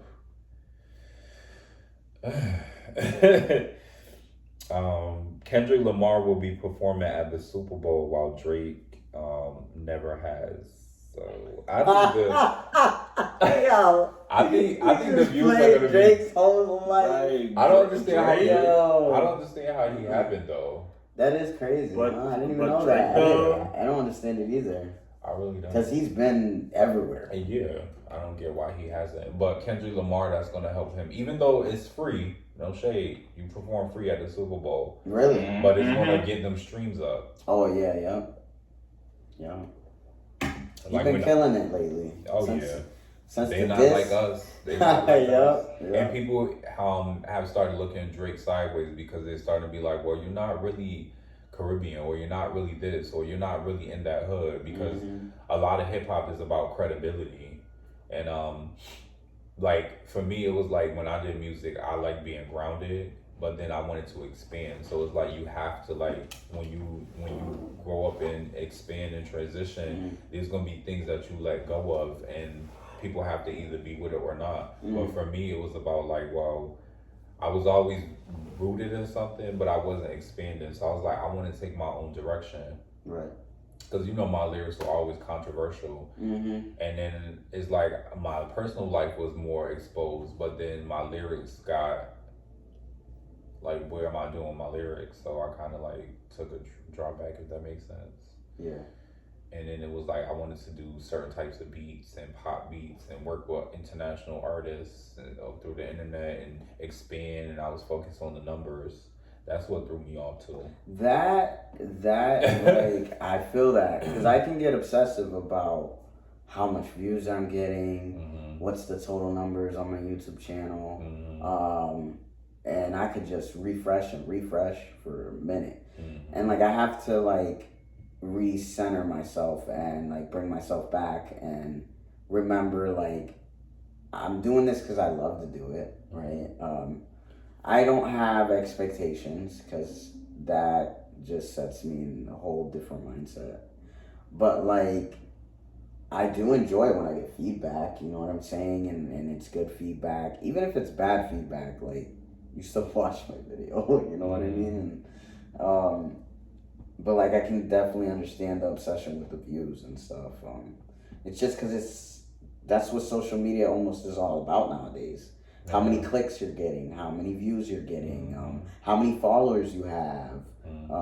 So like the more wild, it seems like that's the videos that get presented more. Like even our podcast, we are consistently like promoting it, and it's organic, but it doesn't have like thousands of views because we're not like going off the rail. Like I don't like to be too messy with talking about celebrities, because I never know what room I'm gonna be in. You just never know. And plus I know how sensitive it is being an artist. Like there's only so much criticism one can take. It's better to be constructive too, you know. Right. Yeah, and I didn't really like criticism at all, whether it was constructive or not. I'm not gonna lie to you. When I dropped my music, that was what it was. You was gonna like this, right? If you didn't like it, you just I'm not for you. Yeah, like, straight up. I was like very like, oh well, this not your sound. But really, to me sometimes it was like I didn't have a legit studio. I didn't like that, or I didn't have a consistent person that had a home studio that I was going to. Exactly. I'll be like, oh, I'm in school, I'm doing this, and they'll be like, oh, they get inspired and they start doing. I'm like, no, but I need you to focus on the music so I can come to you every week and keep dropping stuff. But you already not promoting it. I need you to stay on the thing. Because then that's another thing. You like having an actual team that's backing you. You know, it was like I had to like find that myself, and I don't know if that's for you too, but it just seems like actual people promoting the product. Yeah, like I mean, right now it's me, right? Because I'm just starting back up after 3 years of upload. Oh, Like wow. I haven't posted in 3 years because of the addiction. So it's more of me, you know. I'm on Facebook and now I got Instagram and my YouTube, and but eventually I want like views and stuff to rack up so much that people are sharing, you know, and then it's not so much just me by myself. Right. As far as a team, I've kind of always did it by myself. Like, you know, I've done projects, like me and you've had projects and stuff, but that would be more so if, you know, by the grace of God, somehow I was asked to be on a label kind of thing. You know what I mean? I like being more in control of my own stuff and not being told what to do or how to do it. But it's also a lot more work. It's also everything is in your hand. It is. Yeah. And I mean, as far as promoting, like, okay, so if there was a team, like, if I was working on a project, then yeah, like, we're gonna do this together, we're gonna promote this together, you know, we're gonna sit and like plan this out together and do this the right way. You know what I mean? We're both on the same page and we're both gonna do this and where we're gonna post this and how we're gonna do this. Right. You know what I'm saying? Like definitely, you know, I'm open minded to that. I think that's what helps with a label, but then it's like you said, like they have to get into every little bit like you do. So it's like it would be nice to have somebody that just blindly help promote. Like, right. Even if they like, you know what, I know your budget ain't that big right now, so I'll do what I can. I'll share it on your story or something. But it's like you have to ask people. Sometimes you have to engage with them for a longer time than you thought, or like they get distracted and they're like, I gotta pick up my kids, but I like your song. Let me know when you're gonna when the next show you got. And then you like, but they sound like they're too busy. Do I really even want them to come to my show? And then it's like, oh, I don't have transportation, but damn, I don't either. So then it's like, do I gotta give you a bus pass? You want me to Uber you? Like, and then is the show paying or not? Like, how much are they paying? It's a lot. It's a lot that goes into it. Because I've done shows that were free, and I've done shows that pay me not as much as I feel like I deserve looking back. I performed at a gay birthday party, a guy's birthday party, and he was gay, and he barely listened to me. It was his friend that promoted the channel that knew about me. And I had met her through a fashion show I did. Oh, nice. And I had everybody in the room, of course, networking with everybody in the room, but he showed up late to his birthday party. They paid me, and I asked them to give me a little bit more. They didn't have it. Then I asked them, can I promote a brand or something? Like, can you give me some items? And I wasn't even in the mood to eat because I felt like if I ate, I would have been sluggish. So I missed the food because that was kind of part of my compensation. But I was like, I'm not even hungry. I just want to go home. I got here at like 8 or 9. I left almost at midnight. I had to work the next day. I was like, listen. Wow. And we still had to drive home.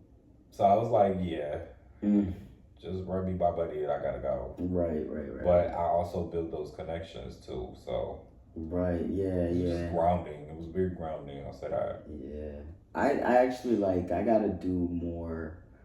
I've never really performed. Right? You know, I do in my room all the time. But sometimes I've never been to like a pub or like, you know, like even did open mic, you know, and I think that's where I'm complacent. Where like I should just just do it. Like just show up to a open mic or a talent show. You know? I did a talent show before, but it was in rehab, you know what I mean? I mean, I got a lot of good, supportive people, you know, and people were like, that shit was dope. Just don't go to one where you have to pay. I'm sorry, don't. What, to pay to perform? Yeah, don't do that. Oh, they do that? Some do.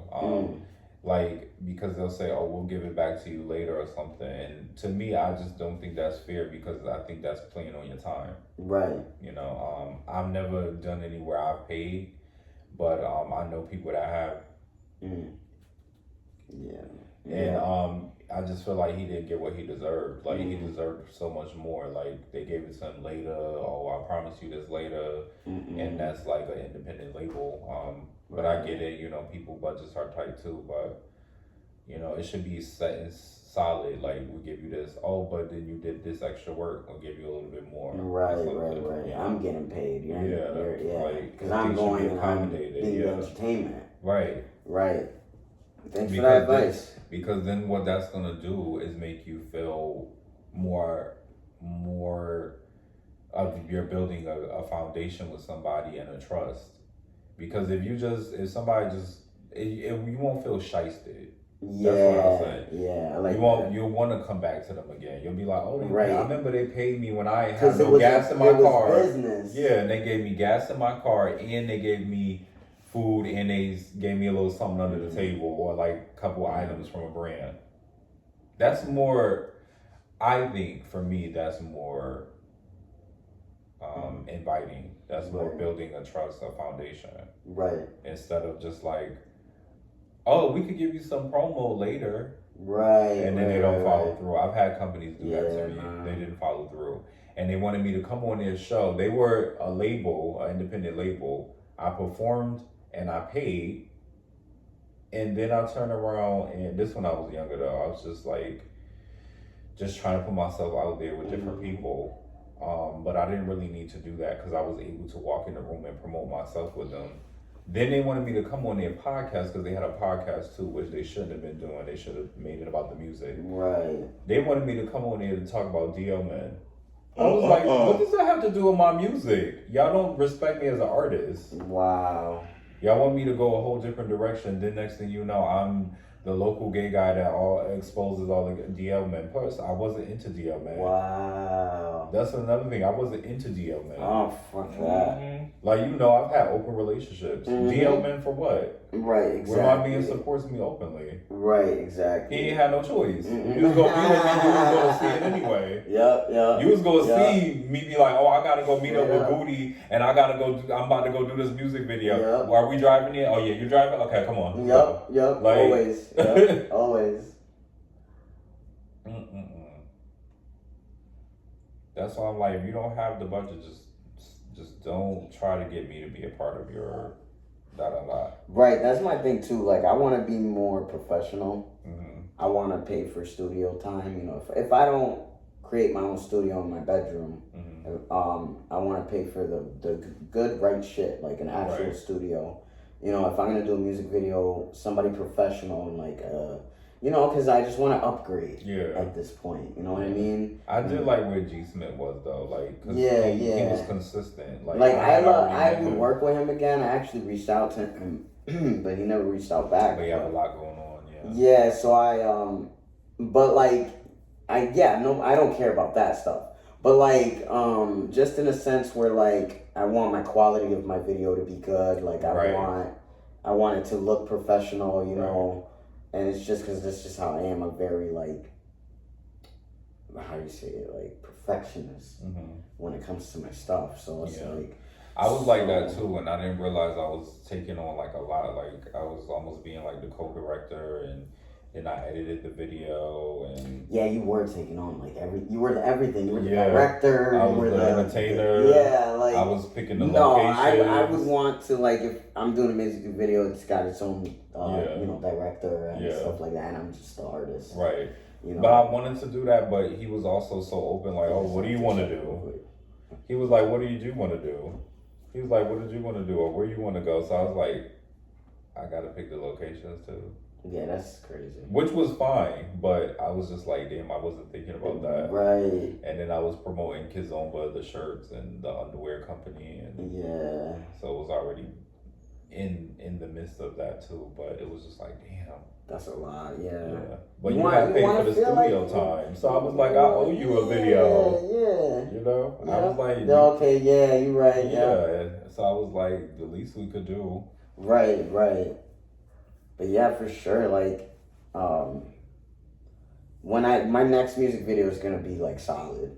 Like, you know, I'm gonna put money into it. Like, it's gonna be dope. And have locations and stuff. Like, I'm gonna just tell you, like, even for old school hip hop, please, with the graffiti, like, let that be one of the things, but not the whole music video. No. I'm sick of the graffiti music videos, like the graffiti background, like the graffiti wall, and that's the whole music video. Like, because then you lose interest. That's why we did our video. I want different sceneries in the video. I want different scenes in the video. That's why when we did our video, I had the skit. Remember, I was we started with a skit. I loved that. That's one of my favorite parts of the video because there was a story to it. It wasn't just like, oh, you jump into the song. Like, I enjoy stuff like that. Like, I want a story. I want the person who's watching it to be like, wow, that was really good. Yeah. You know what I mean? It had everything in it. Right. You know?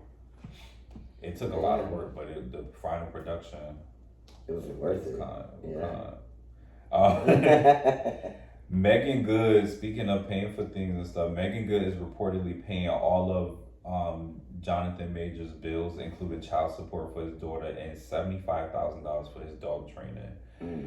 City Boys is up. I'm gonna say that because why is Megan Good doing that far as her legacy? First of all, she's a woman, and a modern woman is supposed to be able to sit into her soft era. Like, why does she have to pay all his bills? Like, that's just crazy to me. It's ridiculous.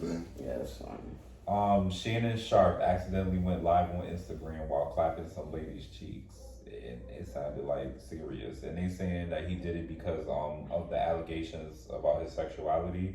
What do y'all think about that? He slapped the woman's ass to prove he's straight? No, he was on live during sexy time. What? Yeah. To prove he's straight? No, he was online and by accidentally like going on IG Live, but they think that the theory is that he's doing it because of the rumors about him allegedly being LGBTQIA plus LGBTABCDE. That's a mess. That's a mess. Like mess. Yeah, like y'all didn't see the live on Twitter? I saw it. No. And Facebook, Instagram. I saw it. It was I just couldn't even do it. I was like, I just couldn't even do it. They always bother Shannon Sharp, but you know what? It doesn't matter because his podcast is lit. It's like one of the most viral podcasts that are out. Thanks to Cat Williams too. Kamala Harris versus Donald Trump debate. Bruh. The whole debate was bullshit. My mom said the same thing. That was she was like, she's not even talking about what she's gonna help the America and stuff like that. She's just talking about Donald Trump the whole time. Donald Trump was talking about her the whole time too. Yeah, but the thing is, it was bullshit. I'm gonna go against the grain with y'all. It was damage control. Because that's all Donald Trump does is gaslight people. So it's like when Obama came in office, everybody's expecting him to do things overnight. It's not going to happen. The Bushes and everything have done certain one way, and to bring it to it's not exclusive, it's going to take time. It's not so realistic. It's like if I came into a job and I worked a night shift, I have to clean up everything from the day shift. That people miss.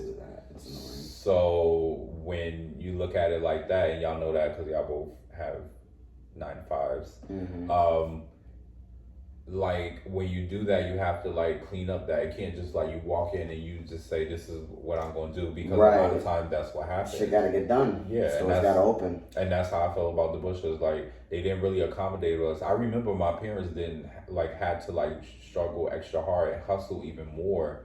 Because there were no like quote unquote handouts. There was no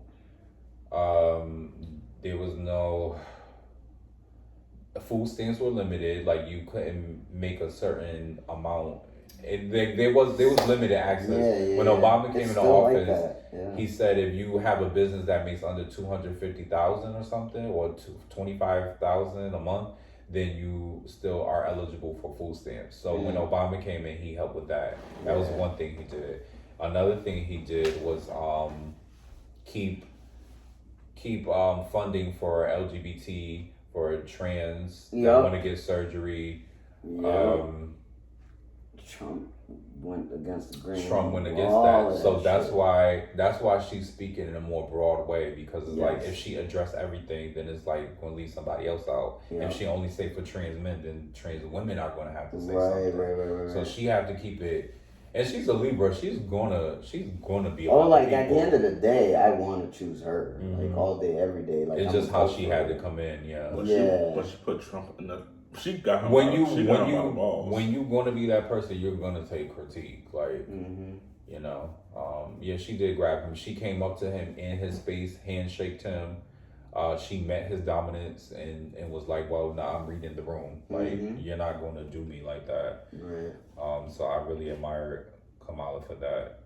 And then also, she's the first woman, the first Indian, the first black, all of those things. So she's representing mixed people. She's representing the female energy that still has enough masculinity to assert herself in a room, but still be beautiful enough to still be relatable. It's about time we have the first woman president. Yeah, and she was already vice president when she came in, so she walked up in here. So her being president would be unbeatable.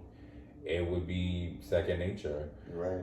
If Michelle Obama was her vice president, that would really like. First of all, black women like already nurture the world anyway. Facts.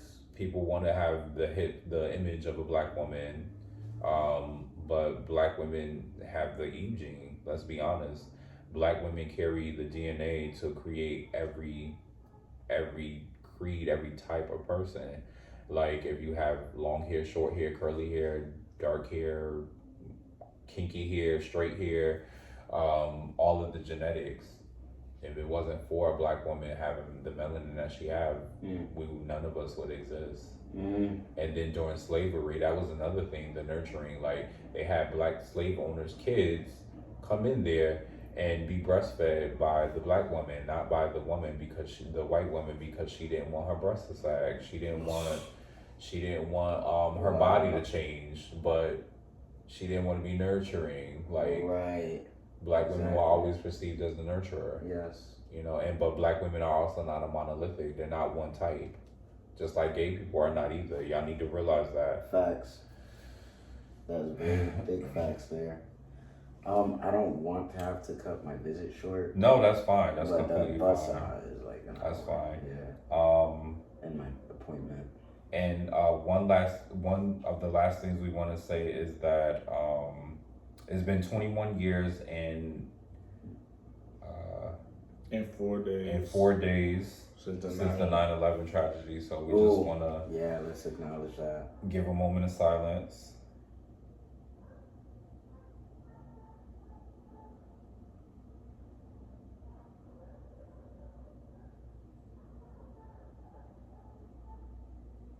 And the VMAs was a key, so we can probably discuss that more later on like a second part. But you guys have been tuning in to season 2, episode 10, with our first special guest, Goody, aka Max Martinez. And do you have anything to say when we close out? The only thing I have to say is make sure y'all taking y'all pep, y'all prep, y'all drinking y'all water, and love on yourself. And stay in school. Facts. And don't do drugs. Don't do drugs. And stay positive and keep pushing forward. Life's got its ups and downs, but there's always a good side to it. You know. Period. Gratitude. And always give us a thumbs up, subscribe, follow us on our Facebook. No, actually not our Facebook. Our Patreon. Our Patreon, our YouTube, and also our Instagram. And Twitter. And also you can find Goody. Yep, you just type in GUDDII 3214 on YouTube and you will find my YouTube channel. And make sure y'all follow his Instagram because he's starting over, so he want to build that. And also follow our Thick Kitchens Instagram and YouTube page. Yes. That's it. That's it. Later, y'all. We did it. Lita. Yes. See ya.